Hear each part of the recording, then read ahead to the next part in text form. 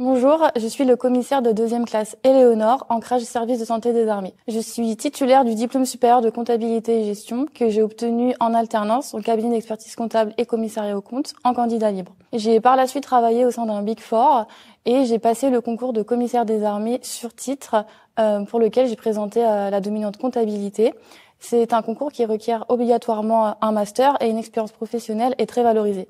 Alors une fois le concours obtenu, la scolarité se déroule sur 2 ans en 3 périodes distinctes. La première période est la formation militaire initiale qui dure 3 mois et elle se déroule en fonction de l'ancrage de chacun, soit au sein de l'école de l'air et de l'espace, soit à l'école navale, soit à Saint-Cyr. C'est une période qui a vocation à nous apprendre les rudiments de la vie militaire, le tir, l'aguerrissement, le combat, de façon à gagner une certaine légitimité à porter l'uniforme, et elle se termine par une cérémonie de présentation au drapeau, symbole de notre engagement à servir en tant que militaire. Par la suite, nous poursuivons sur une période d'1 an, une période académique qui se déroule tout ancrage confondu au sein de l'école des commissaires des armées située à Salon de Provence, sur la base aérienne.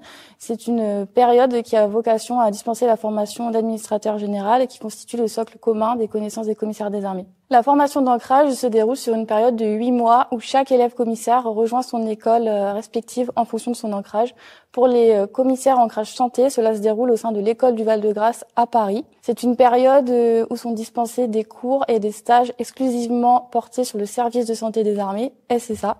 Les stages au sein de la médecine des forces et de la médecine hospitalière, donc au sein des centres médicaux des armées et des hôpitaux d'instruction des armées, sont particulièrement importants au regard du choix du premier poste en sortie d'école.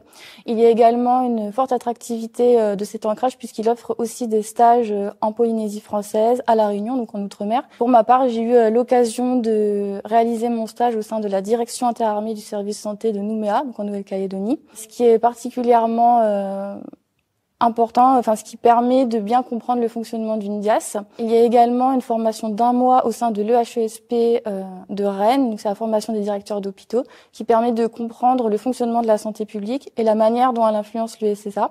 L'idée de tous ces stages, c'est de permettre aux élèves commissaires de s'acculturer à leur ancrage, de comprendre le fonctionnement du service, de ses composantes et d'appréhender leur futur environnement. Il y a également des terrains où nous apprenons, où nous révisons nos connaissances en tir, en combat. Il y a également des exercices de commandement et cela nous permet d'aller à la rencontre des praticiens militaires avec lesquels nous serons appelés à travailler. Un moment particulièrement marquant pour moi au cours de ces 2 années de scolarité, c'était ma participation au défilé du 14 juillet.